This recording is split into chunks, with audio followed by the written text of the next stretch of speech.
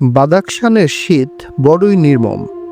এখানকার বাতাসকে বাতাস বলা ভুল, এ যেন অদৃশ্য চাবুক, হাড়ের ভেতর ঢুকে মজ্জা কাঁপিয়ে দেয়। তবে আগুনের ওম এবং পেটে যদি চর্বিযুক্ত গরম গোশতের সালুন থাকে, তবে শীতকে বন্ধুও মনে হতে পারে। তরুণ বৈরাম বেগ আগুনের পাশে বসে আছেন। তার বয়স এখন মাত্র 16। এই বয়সেই তার কাঁধ চওড়া, চোখের দৃষ্টি বাজ পাখির মতো তীক্ষ্ণ। তবে সেই তীক্ষ্ণ চোখে আজ খানিকটা বিষণ্ণতা। তিনি বসে আছেন এক তাঁবুর সামনে। তাঁবুর ভেতর থেকে ভেসে আসছে ভেড়ার মাংস আর শালগম দিয়ে রান্না করা সাপদেগের তীব্র সুঘ্রাণ। এই বস্তুটি সারা রাত ধিম আঁচে রান্না হয়। হাড়ির মুখ আটা দিয়ে বন্ধ থাকে, যাতে বাষ্প বের হতে না পারে। মোগলরা খাবারের ব্যাপারে বড়ই শৌখিন। যুদ্ধের মাঠেও তাদের রসনা বিলাসের কমতি হয় না। বৈরাম বেগের সামনে একটা রূপার থালায় গরম ধোয়া ওঠা হারিসা দেওয়া হয়েছে। গম, মাংস আর প্রচুর পরিমাণে ঘি দিয়ে তৈরি এই খাবার। সাথে আছে তন্দুরে সেঁকা বড় বড় নান রুটি।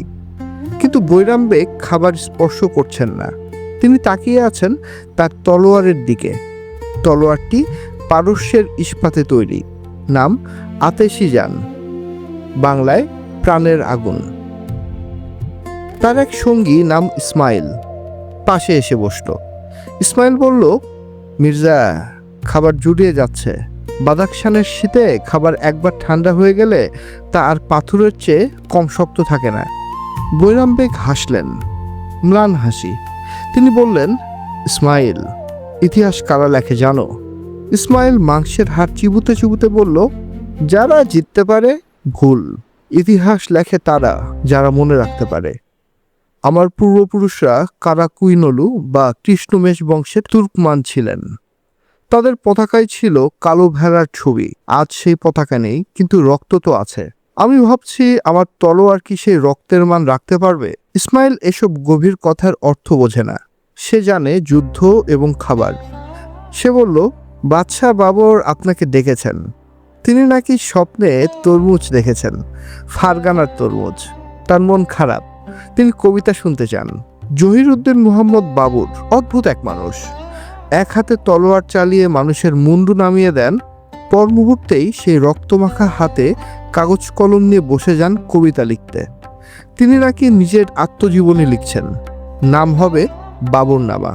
সেই আত্মজীবনীতে তিনি রাজ্যের হিসেব যেমন লিখেছেন, তেমনি লিখেছেন কোন অঞ্চলের আঙ্গুর টক আর কোন অঞ্চলের নারী সুশ্রী।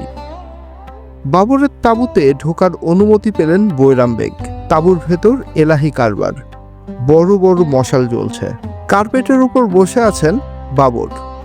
সামনে পিতলের পাত্রে খোসা ছাড়ানো বেদানা।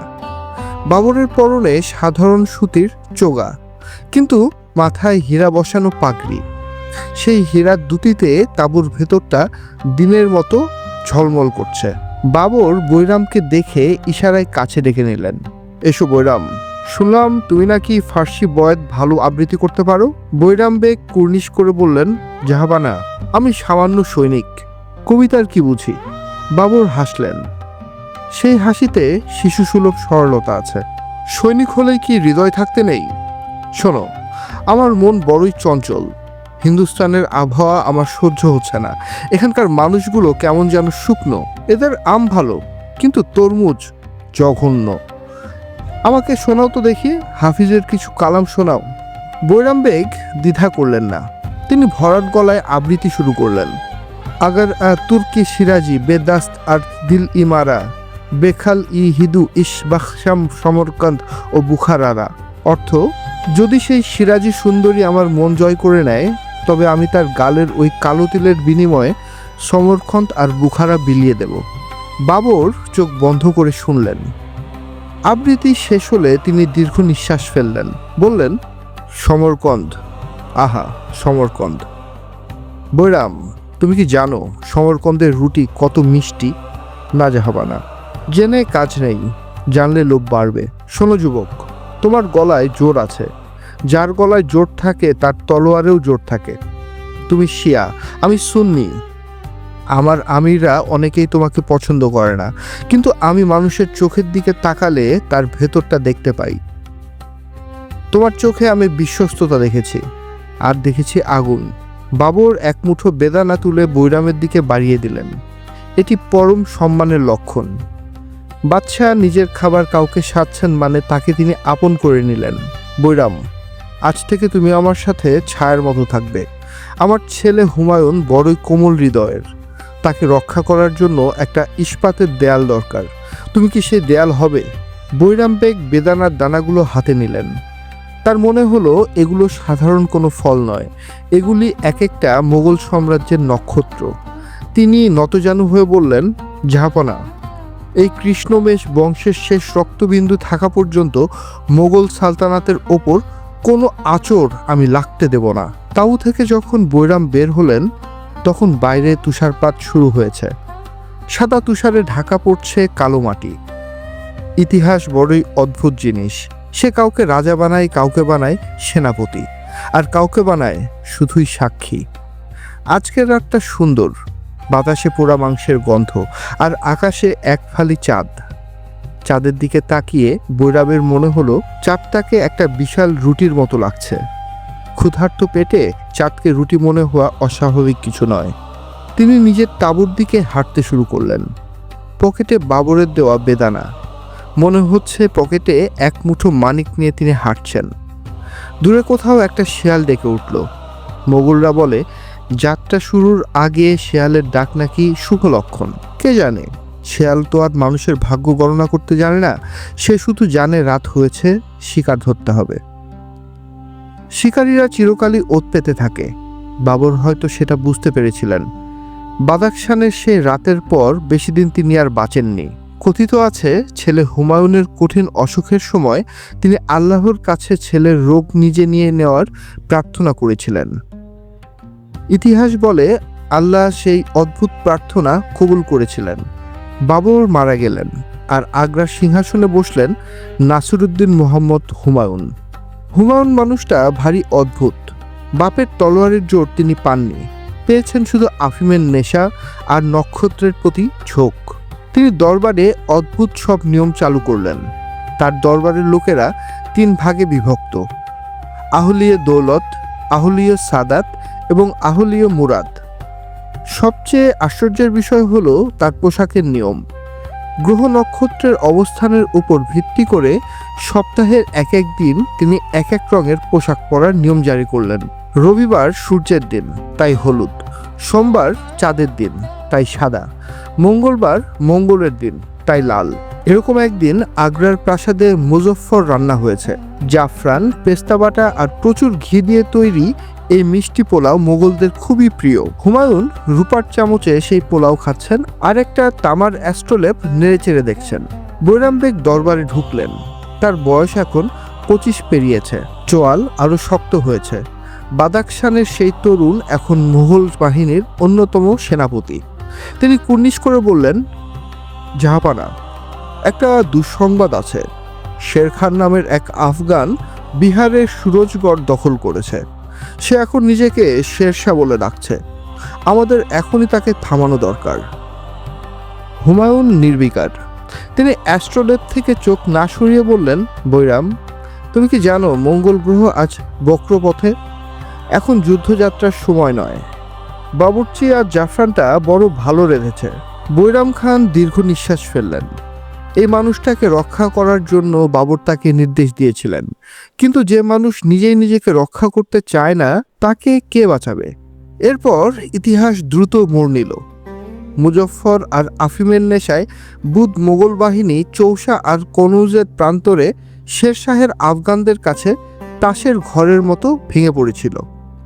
কনৌজের যুদ্ধে মোগলদের পরাজয় এতই ভয়াবহ ছিল যে হুমায়ুন নিজের প্রাণ বাঁচাতে ঘোড়া নিয়ে সোজা গঙ্গা নদীতে ঝাঁপ দিয়েছিলেন। এক ভিস্তিওয়ালা, যার নাম ছিল নিজাম, তার চামড়ার মশকে করে বাদশাকে ভাসিয়ে নদীর তীরে তোলা হয়েছিল। দেখতে দেখতে আগ্রা হাতছাড়া হলো। হিন্দুস্তানের সিংহাসন আবার চলে গেল আফগানদের হাতে। এক রাতের নোটিশে শুরু হলো মোগলদের পলায়ন পর্ব। সিংহাসন হারানো বাদশা এখন স্রেফ একজন পলাতক আসামি। পেছনে ধেয়ে আসছে শেরশাহের দুর্ধর্ষ অশ্বারোহী বাহিনী, আর সামনে আদিগন্ত শূন্যতা। এই শূন্যতার নাম রাজস্থান। মরুভূমির রোদের যে রঙও হয় তা আমি আগে জানতাম না। রোদের রং সাদা। রোদের দিকে তাকালে মনে হয় লক্ষ লক্ষ সাদা সূচ ছুটে আসছে। হিন্দুস্তানের মসনদ হারানো সম্রাট নাসিরউদ্দিন মোহাম্মদ হুমায়ুন ঘোড়ার পিঠে ঢুকছেন। তার ঠোঁট ফেটে চৌচির, চোখের নিচে কালি। কয়েকদিন ধরে তিনি ঠিকমতো ঘুমাননি। আফিমের নেশাটা তাকে চুবিয়ে রেখেছে এক অদ্ভুত ঘোরের মধ্যে। বাদশার ঘোড়াটিও ক্লান্ত, মুখ দিয়ে ফেনা ঝরছে, অথচ এই ঘোড়ার নাম রাহবার বা পথ প্রদর্শক। কিন্তু মনে হচ্ছে পথ প্রদর্শক নিজেই এখন পথ হারিয়ে ফেলেছে। বৈরাম খাঁ ঘোড়া ছোটালেন। তার নিজের অবস্থাও খুব একটা সুবিধের না। গায়ে যুদ্ধের বর্ম, ধুলোবালি জমে এখন সেটা তামাটে রং ধারণ করেছে।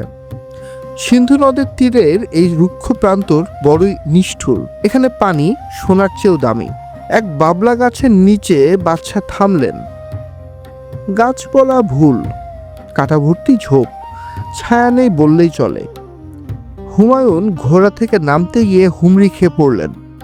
জওহর আফতাবজি, যিনি বাদশার খাস পরিচালক, দৌড়ে গিয়ে তাকে ধরলেন। জওহর মানুষটা ছোটখাটো, কিন্তু তার ভক্তি অসীম।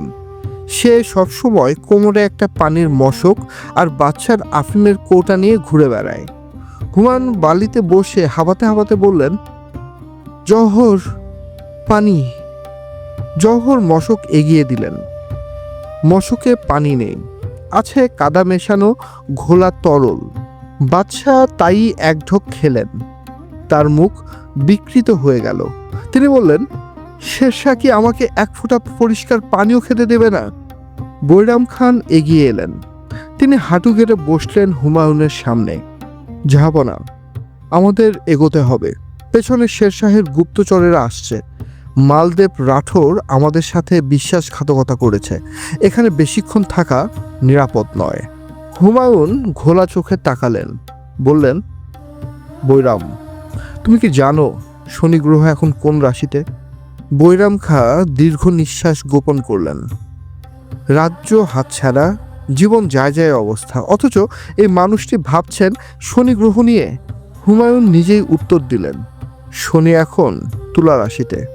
তুলা রাশির অধিপতি শুক্র। শুক্র মানে ভোগবিলাস। শনি তাকে গ্রাস করেছে। আমার ভোগবিলাস শেষ বৈরাম, সব শেষ। দুপুরে খাবারের আয়োজন হলো। আয়োজন অতি সামান্য। পালাবার সময় রসুই ঘরের সব সরঞ্জাম ফেলে আসা হয়েছে। সাথে আছে কিছু ঘোড়ার মাংস, কিন্তু রাধার কোনো হাড়ি নেই। মোগল সৈন্যরা অদ্ভুত এক উপায় বের করলো। লোহার শিরস্ত্রাণ বা খুদ ধুয়ে পরিষ্কার করা হলো। আগুনের উপর সেই খুদ বসিয়ে তার ভেতরে ঘোড়ার মাংস আর সামান্য পানি দেওয়া হলো। মশলাপাতি নেই, তেল নেই, ঘি নেই, শুধু সেদ্ধ ঘোড়ার মাংস। হুমায়ুন সেই অদ্ভুত পাত্রের দিকে তাকিয়ে বললেন, এই কি রাধা হচ্ছে? বৈরাম বললেন, ঘোড়ার গোশত জাহাপানা, এছাড়া তো আর উপায়ও নেই। হুমায়ুন বললেন, লবণ আছে? সামান্য লবণ। জওহর মাথা নিচু করে বলল, না হুজুর, লবণের থলিটা উটের পিঠ থেকে পড়ে গেছে। লবণ ছাড়া ঘোড়ার মাংস সেদ্ধ, এর চেয়ে অখাদ্য পৃথিবীতে আর কিছু হতে পারে না। কিন্তু ক্ষুধার রাজ্যে পৃথিবী গদ্যময়। হুমায়ুন সে বিস্বাদ মাংস খেলেন। খেতে খেতে বললেন, বাবা বলতেন সমরকন্দের রুটি নাকি সবচেয়ে মিষ্টি। আমার মনে হচ্ছে এই লবণ ছাড়া ঘোড়ার মাংসই অমৃত। বৈরাম, তুমি খাচ্ছ না কেন? বৈরাম বললেন, আমার ক্ষুধা নেই জাহাপনা। মিথ্যে কথা। বৈরামের পেটে গত দুদিন ধরে দানাপানি কিচ্ছু পড়েনি। কিন্তু সেনাপতিদের ক্ষুধা পেতে নেই। সেনাপতিকে হতে হয় পাথরের মূর্তি। তিনি দূরে তাকিয়ে রইলেন। মরুভূমির দিগন্ত রেখায় মরীচিকা কাঁপছে। খাওয়া শেষ করে হুমায়ুন একটু সুস্থির হলেন। জওহর আফিমের কৌটা এগিয়ে দিলেন। বাদশার হাত কাঁপছে। আফিমের ছোট্ট একটা গুলি মুখে দিতেই তার চোখে মুখে প্রশান্তি নেমে এলো। তিনি বললেন, বৈরাম, একটা মজার কথা শোনো।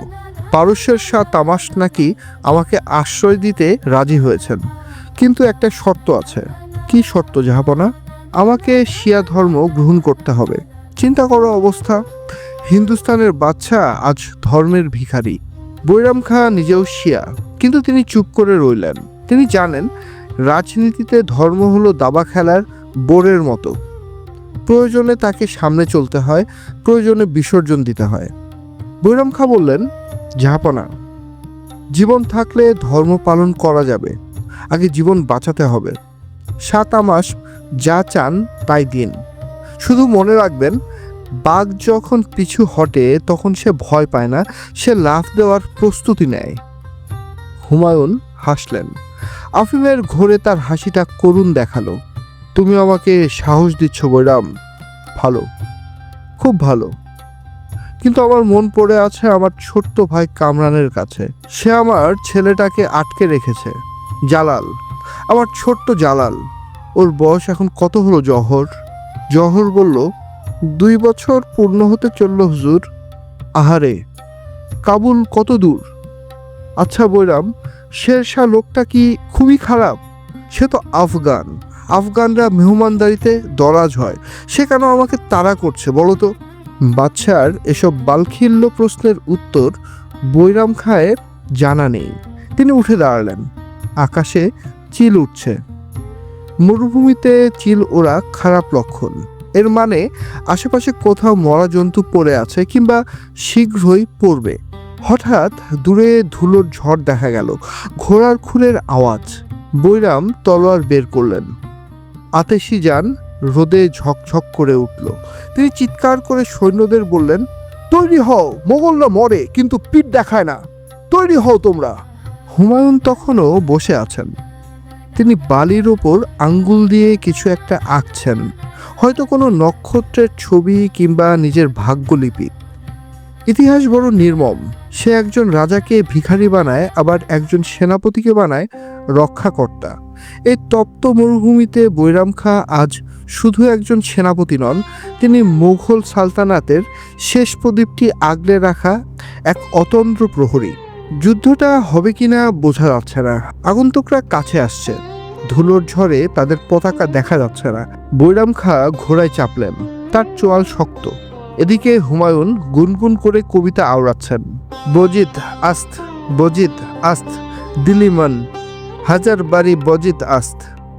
অর্থাৎ, আমার হৃদয় জেদ ধরেছে, 1000বার জেদ ধরেছে। বাদশার আবার জেদ কিসের?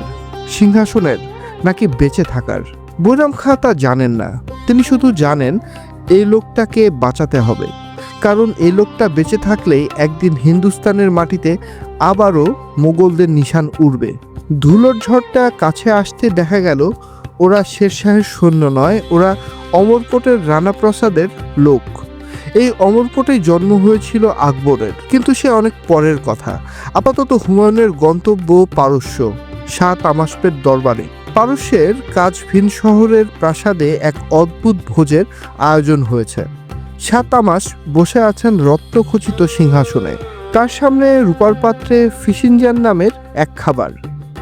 মুরগির মাংস, আখরোট আর ডালিমের রস দিয়ে তৈরি টকটকে লাল রঙের এক অদ্ভুত খাবার। শাহ তামাশ লোকটা তরুণ, কিন্তু ভেতরে ভেতরে একটা বিষধর সাপ। তিনি হুমায়ুনের দিকে তাকিয়ে বললেন, হিন্দুস্তানের সাবেক বাদশা, আমার দরবারে ফিসিনজানের স্বাদ কেমন লাগছে? হুমায়ুন বললেন, চমৎকার, তবে এর চেয়েও চমৎকার জিনিস আমার কাছে আছে। হুমায়ুন তার পকেট থেকে একটা মখমলের কৌটা বের করে শাহের দিকে এগিয়ে দিলেন। কৌটা খুলতেই শাহের চোখ ধাঁধিয়ে গেল। ভেতরে রাখা একটা বিশাল হীরা। এই হীরার কোনো নাম তখনও ঠিক করা হয়নি। পরে এই হীরেরই নাম হয়েছিল কোহিনূর বা আলোর পাথর। বাবর এটি পেয়েছিলেন গোয়ালিয়রের রাজার কাছ থেকে। শাহ তামাশ হীরাটা দেখে খুশি হলেন, কিন্তু তার শর্ত একটাই, শিয়া ধর্ম গ্রহণ করতেই হবে। 12 ইমামের সম্মানে মাথায় পড়তে হবে 12 কোনা বিশিষ্ট তাজি হায়দার। হুমায়ুন নিমরাজি হয়ে তাই করলেন। শাহ তামাশপের চোখ এবার পড়ল বৈরাম খাঁর দিকে। তিনি বৈরামকে বললেন, তুমি তো শিয়া, তুমি আমার দরবারে থেকে যাও। তোমাকে আমি খানি খানান উপাধি দেব? বৈরাম খাঁ শান্ত গলায় বললেন, জাহাপানা, কুকুর তার প্রথম মালিককে ভোলে না।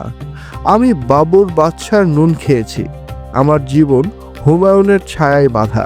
সাতামাস অবাক হলেন।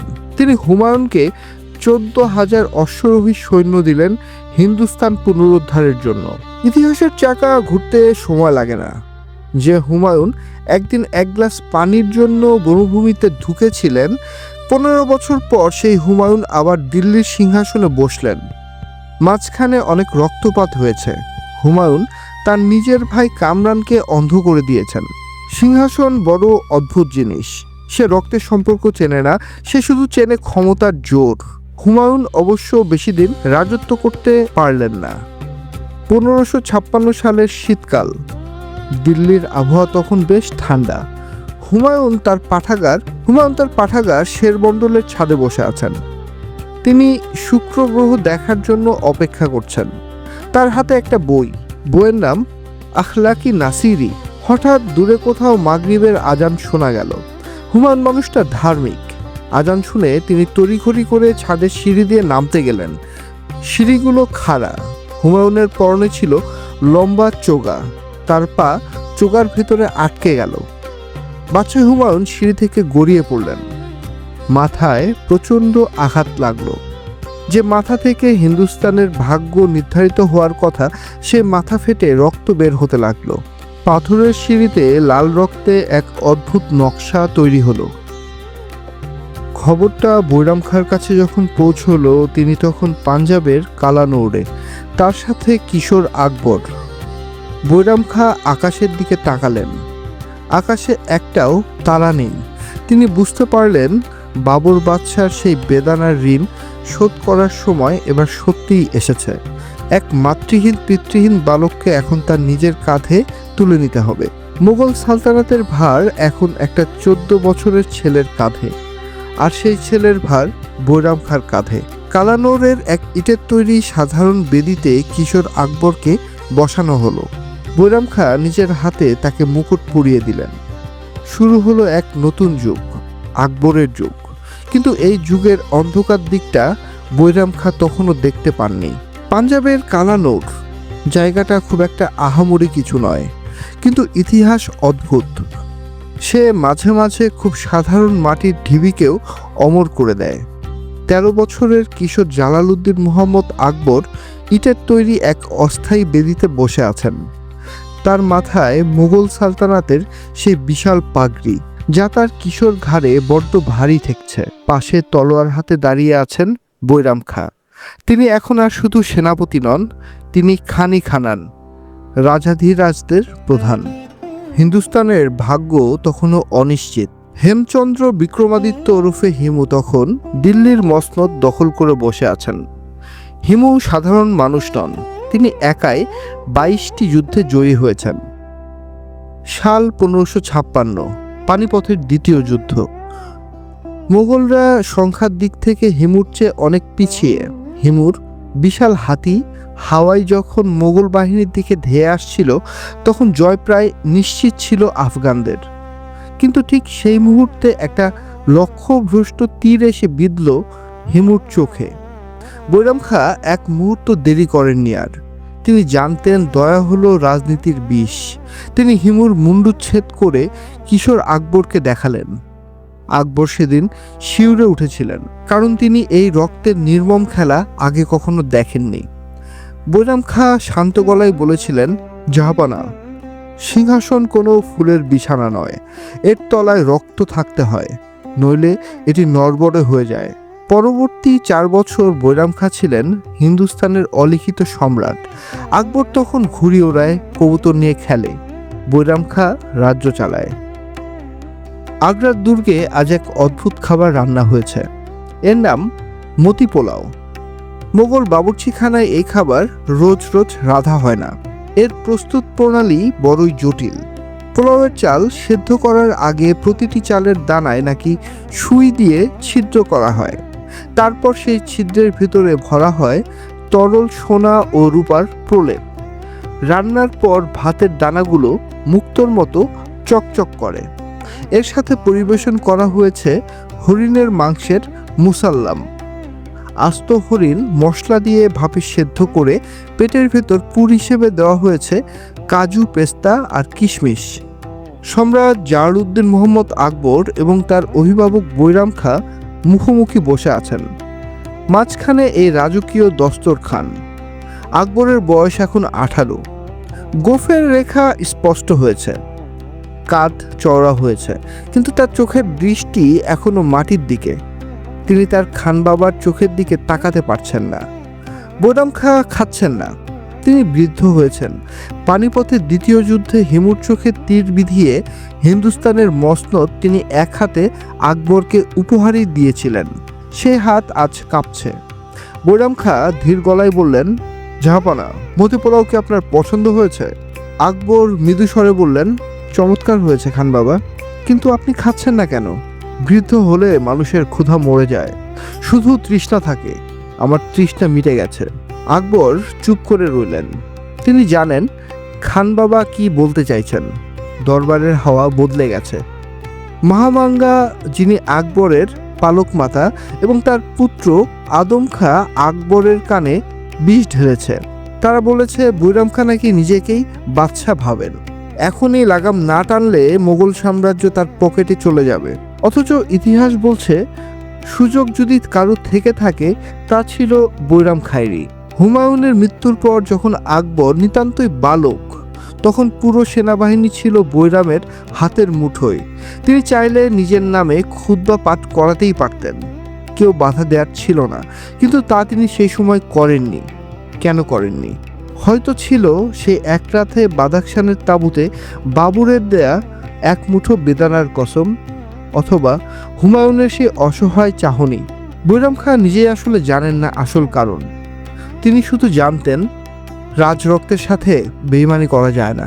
তিনি জানতেন একটা বিশাল বটগাছ যদি চারা গাছের উপর ছায়া দিয়ে রাখে তবে চারা গাছ বড় হয় না। আকবরকে বড় হতে হলে বৈরাম নামের বটগাছটিকে সরতেই হবে। আকবর বললেন, খান বাবা, শুনেছি মক্কা শরীফের আবহাওয়া শরীরের জন্য ভালো। আপনি কি হজে যাওয়ার কথা ভাবছেন? কথাটি খুব নিচু স্বরে বলা, কিন্তু এর ভার বজ্রপাতের চেয়েও কম না। এটি কোনো প্রস্তাব নয়, এটি নির্বাসনের হুকুম। বৈরাম খাঁ হাসলেন, বিষণ্ণ হাসি। তিনি বললেন, বাদশাহর হুকুম শিরোধার্য। আমি মক্কাতেই যাব। তবে একটা কথা মনে রাখবেন ঝাপানা, হাতি পোষা সহজ, কিন্তু বাঘের পিঠে সওয়ার হওয়া কঠিন। আপনি বাঘের পিঠে চেপেছেন। আকবরের প্রিয় হাতির নাম ছিল হাওয়াই। এই হাতিটি ছিল উন্মাদ প্রকৃতির। একমাত্র আকবর ছাড়া কেউ এর পিঠে উঠতে সাহস করত না। একদিন আকবর এই উন্মাদ হাতির পিঠে চড়ে যমুনা নদীতে ঝাঁপ দিয়েছিলেন। সবাই ভেবেছিলেন বাদশা মারা যাবেন, কিন্তু আকবর হাতি বশ করে ফিরে এসেছিলেন। বৈরাম খাঁ সেদিন তীরে দাঁড়িয়েছিলেন। তিনি দেখছিলেন বালকটি আর বালক নেই, সে মৃত্যুকে বশ করতে শিখে গেছে। বৈরাম খাঁয়ের বিদায়ের দিনটি ছিল মেঘলা। বৈরাম খাঁ তার বিখ্যাত তলোয়ার আতেশি যান কোমর থেকে খুলে আকবরের পায়ের কাছে রাখলেন। আকবর কিছু বললেন না, শুধু হাত দিয়ে চোখ মুছলেন। এই কান্না কি আনন্দের না অনুশোচনার তা কেউ জানল না। গুজরাটের পাটান শহর, সহস্র লিঙ্গ দিঘির পার। বৈরাম খাঁ হজের পথে এখানে বিশ্রাম নিচ্ছিলেন। তিনি জানতেন না তার পিছু নেওয়া হয়েছে। আকবর প্রকাশ্যে তাকে সম্মানের সাথে বিদায় দিয়েছেন ঠিকই, কিন্তু রাজনীতির অন্ধকার অলিন্দে একটি অলিখিত নির্দেশ জারি করা হয়েছিল। সিংহের খাঁচা খোলা রাখা বিপজ্জনক। সন্ধ্যা নামছে। দিঘির পানিতে অস্তগামী সূর্যের লাল আভা। বৈরাম খাঁ নামাজে দাঁড়িয়েছেন। তিনি সেজদায় নত হলেন। পেছন থেকে মোবারক খাঁ লোহানি এগিয়ে এলেন। এই লোহানি আফগান। তার বাবাকে বৈরাম খাঁ যুদ্ধে হত্যা করেছিলেন। ব্যক্তিগত আক্রোশ নাকি দিল্লির দরবারের গোপন ইশারা? ইতিহাস এ ব্যাপারে একদম নিশ্চুপ। লোহানির বর্ষা যখন বৈরামের পিঠ ফুঁড়ে বুকে বেরিয়ে এলো, তখন বৈরামের মুখ দিয়ে কোনো আর্তনাদ বের হলো না, শুধু একটা দীর্ঘশ্বাস বের হলো। আল্লাহু আকবার। এই আকবর শব্দের অর্থ মহান সৃষ্টিকর্তা নাকি তার পালিত সন্তান সম্রাট আকবর, তা বোঝার সাধ্য কারো ছিল না। বৈরাম খাঁয়ের রক্তে ভেসে যাচ্ছে জায়নামাজ। একজন মহাবীর, যিনি হিন্দুস্তানকে তুলে দিয়েছিলেন মোগলদের হাতে। তিনি পড়ে আছেন এক সাধারণ মুসাফিরের মতো। তার কোনো সমাধিস্তম্ভ হবে না। তার মৃত্যুর খবর শুনে হয়তো কেউ কেউ আগ্রার দরবারে স্বস্তির নিঃশ্বাসও ফেলবে, কিংবা কেউ হয়তো গোপনে অশ্রুও ফেলবে। আকবর খবরটি যখন পেলেন তখন তিনি ছবি আঁকছিলেন, মিনিয়েচার পেইন্টিং। খবরটি শুনে তার হাত কেঁপে গেল। তুলি থেকে এক ফোঁটা লাল রং ছবির ক্যানভাসে পড়ল, ঠিক যেন এক ফোঁটা রক্ত। আকবর ছবির দিকে তাকিয়ে রইলেন। রাজত্ব বড়ই নিঃসঙ্গ একটা জায়গা। এখানে পিতাকে হত্যা করে পুত্র, ভাইকে ভাই অন্ধ করে দেয়, আর অভিভাবককে উপহার দেওয়া হয় গুপ্ত ঘাতকের হাতে মৃত্যু। বৈরাম খাঁর লাশ যখন গুজরাটের ধুলোয় মিশে যাচ্ছে, তখন আগ্রার আকাশে চাঁদ উঠেছে। সে বাদাখশানের রুটির মতো গোল চাঁদ। কিন্তু আজ সেই চাঁদে কোনো জ্যোৎস্না নেই, আছে শুধু এক ধরনের ফ্যাকাশে হাহাকার। বাদশাহ নামদাররা এভাবেই বেঁচে থাকেন। অন্যের রক্তের উপর দাঁড়িয়ে তারা দেখেন নিজেদের ছায়া। সেই ছায়া ক্রমশ দীর্ঘ হয়, আর ইতিহাস মুখ টিপে হাসে।